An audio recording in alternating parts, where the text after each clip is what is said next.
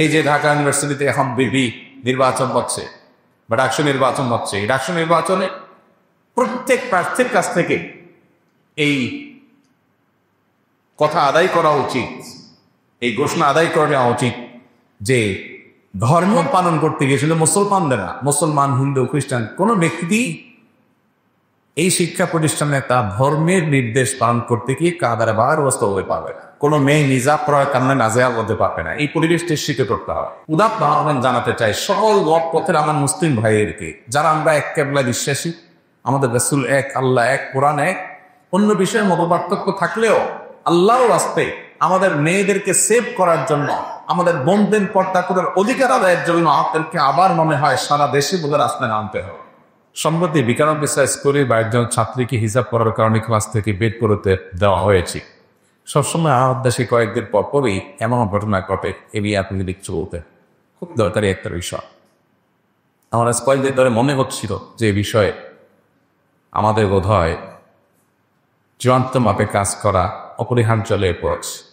সকল দল মতের মুসলমান, আপনি কি সিরাতুল নবীর লোক না মিলাদুন নবীর লোক, আপনি কি জামাতের লোক না তবলিগের লোক, এসব পার্থক্য না করে সকল মুসলিমদের এই ইস্যুটার মীমাংসা করাটা ওকে জরুরি হয়ে গেছে। সংখ্যাগরিষ্ঠ মুসলমানদের দেশে, ধর্মপ্রাণ মানুষের দেশে, শুধু তাই নয়, হিন্দু মুসলিম সব ধরনের মানুষদের মধ্যে মেয়েরা শালীন, সুন্দর এবং মাথায় কাপড় দিয়ে চলাফেরা করতে অভ্যস্ত যে দেশে, গ্রাম বাংলা থেকে নিয়ে শহর পর্যন্ত আমরা ছোটবেলা থেকে দেখে আসছি, বড় পেরেছি যে হিন্দু মা বোনরাও তারাও মাথায় কাপড় দিয়ে চলাফেরা, কি বলেন গ্রামে গঞ্জে তারা কি পশ্চিমা স্টাইলে কাপড় চোপড় করতে অভ্যস্ত হিন্দুরা? তাহলে এই দেশে কমন কালচার, মুসলিম হিন্দু সব ধরনের মানুষের কমন কালচার হলো নারীরা শালীন সুন্দর পোশাক, মাথায় কাপড় দিয়ে চলাফেরা করতে তারা অভ্যস্ত। এটি আমাদের কৃষ্টি, এটি আমাদের কালচার।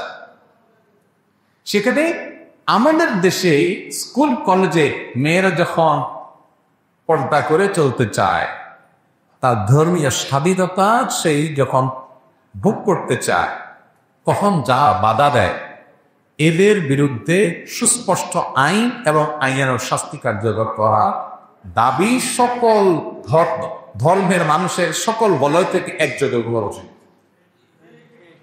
আমার তো ধারণা এই কাজ যারা করে এরা কোনো বিদেশি এজেন্ডা বাস্তবায়নে লিপ্ত। এরা চায় এই দেশটাতে অস্থিতিশীলতা তৈরি হোক, এই সমস্ত ইস্যুকে ঘিরে মুসলমানরা কোনো রিয়াক্ট করুক, তখন তারা বিদেশিদের কাছে বিভিন্ন জিনিস, বিভিন্ন ন্যারেটিভ তারা দাঁড় করাইতে পারবে। এই জন্য আমি উদাত্ত আহ্বান জানাতে চাই সকল মত পথের আমার মুসলিম ভাইয়েরকে, যারা আমরা এক কেবলায় বিশ্বাসী, আমাদের রাসূল এক, আল্লাহ এক, কোরআন এক, অন্য বিষয়ে মত পার্থক্য থাকলেও আল্লাহর রাস্তায় আমাদের মেয়েদেরকে সেভ করার জন্য, আমাদের বোনদের পর্দা করার অধিকার আদায়ের জন্য আপনাদেরকে আবার মনে হয় সারা দেশে বলে রাস্তায় নামতে হবে। এর চেয়ে দুর্ভাগ্যের কি হতে পারে যে কয়দিকে কত বড় শোনা যায়, কত বড় দুঃসাহস, কত বড় কলিজা থাকলে ধর্মপ্রাণ মুসলমানের দেশে মেয়েরা হেজাব পরে, নেকাব পরে, বোরকা পরে তারা উচ্চতর পড়াশোনা করতে গিয়ে তাদেরকে বাধা দেওয়া হয়। এরা হলো মুনাফিক।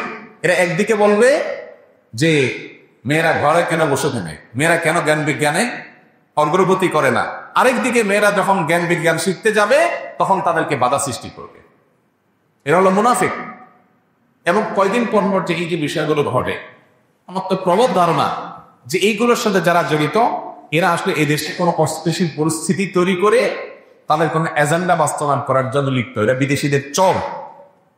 সো আমি মনে করি প্রত্যেকটা শিক্ষা প্রতিষ্ঠানে যেখানে এরকম কোনো বাধা দেওয়া হবে, সেখানে অভিভাবক, শিক্ষার্থী সবারই একযোগে এই মেয়েকে সেটা দেখার বিষয় না, সে কোন গ্রুপের লোক সেটা দেখার বিষয় না, সে আমার মুসলিম বোন, অতএব তার অধিকার আদায়ের জন্য আমাদেরকে লড়াই করতে হবে।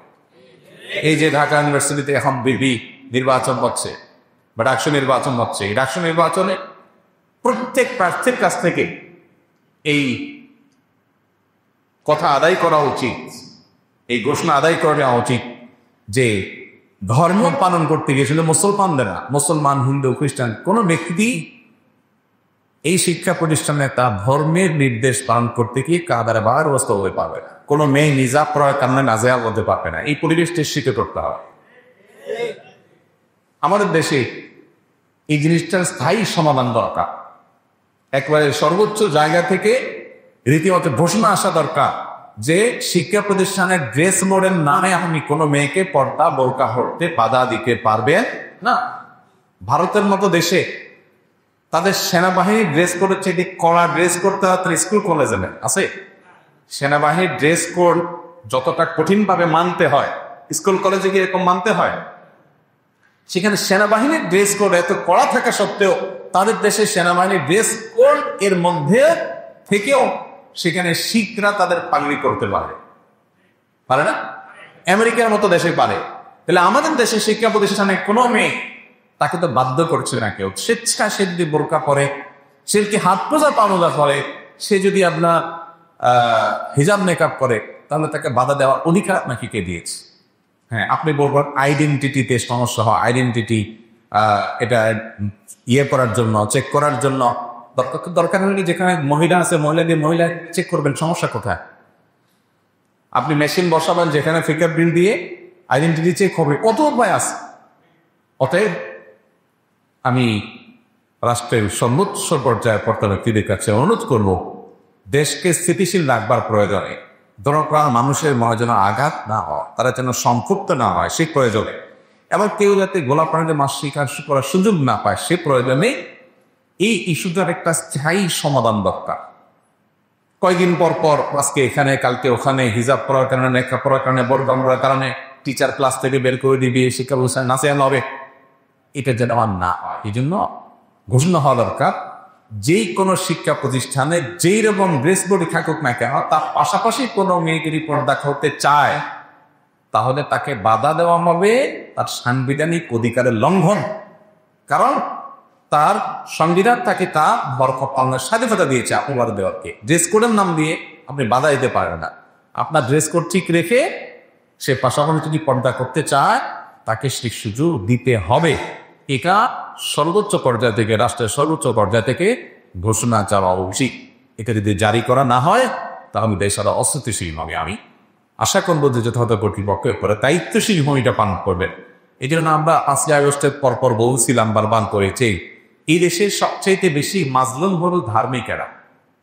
দায়িত্বপি আছে, সে সবচেয়ে জলমের শিকার। বোরকা পরে ওই মহিলা সবচাইতে, বোরকা না পড়লে মহিলার এত জলম নাই। অতএব এই সমস্যার সমাধান, স্থায়ী সমাধান দরকার এবং এই ইস্যুটার মীমাংসা হওয়া দরকার। আল্লাহ আমাদেরকে তৌফিক দান করুন।